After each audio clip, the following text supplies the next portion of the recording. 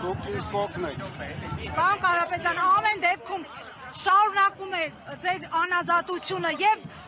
նահանջելի տեղ իշխանությունը այսպես ասած չունի, ասում է չունեն։ Ինչից են այս պահին վախենում։ Իրենց կստիպեք, որ ունենան։ Իսկ ինչն է իրենց մտահոգությունը, պարոն Կարապետյան։ Դե իրենց հարցրեք, ես ինչ գիտեմ, վախենում եմ։ Այս հանրային հետաքրքրությունը ձեր անձի հանդեպ նաև միջազգային հարթակներում կկարողանա ինչ-որ բան փոխել այսօրվա իրավիճակում։ Դուք եք փոխելու, դուք։ Պարոն Կարապետյան, Ձեր ակտիվությամբ, համառությամբ ամեն ինչ փոխելու եք։ Եթե հայտնի հայտարարությունը չլիներ, դուք քաղաքականություն մտնելու հայտ կներկայացնեիք, որովհետև ասել եք քաղաքականություն չեք զբաղվելու։ Այսինքն այդ հայտարարությունը ստիպեց Այս անարտարությունները ստիպեցին։ Պարոն Կարապետյան, իսկ իշխանության գալու պարագայում գործող իշխանության հանդեպ ինչպիսի վերաբերմունք է լինելու։ Մի հատ քնեմ այսօր զարթնեմ, որոշեմ։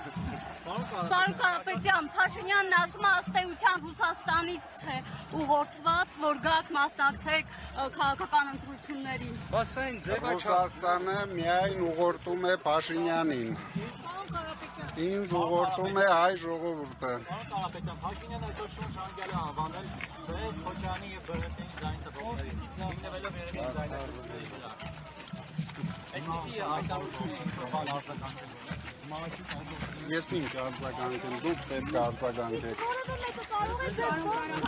Երբեք հրապարակային հրավիրելու պես ձեզ հետ խոսելու։ Մի երկու օր է։ Ասում են, որ արդեն սկսել են ձեզ բոմժ դարձնելու գործընթացը։ Պարոն Կարապետյան, ասում են սկսել են ձեզ բոմժ դարձնելու գործընթացը իշխանությունը։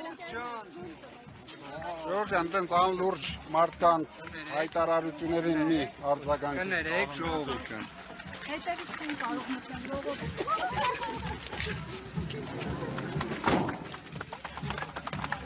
Հարգելի հետևողներ, մի քանի հարցեր այնուամենայնիվ կարողացանք հնչեցնել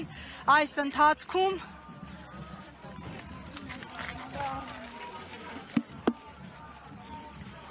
Այնտեղ խոսեք,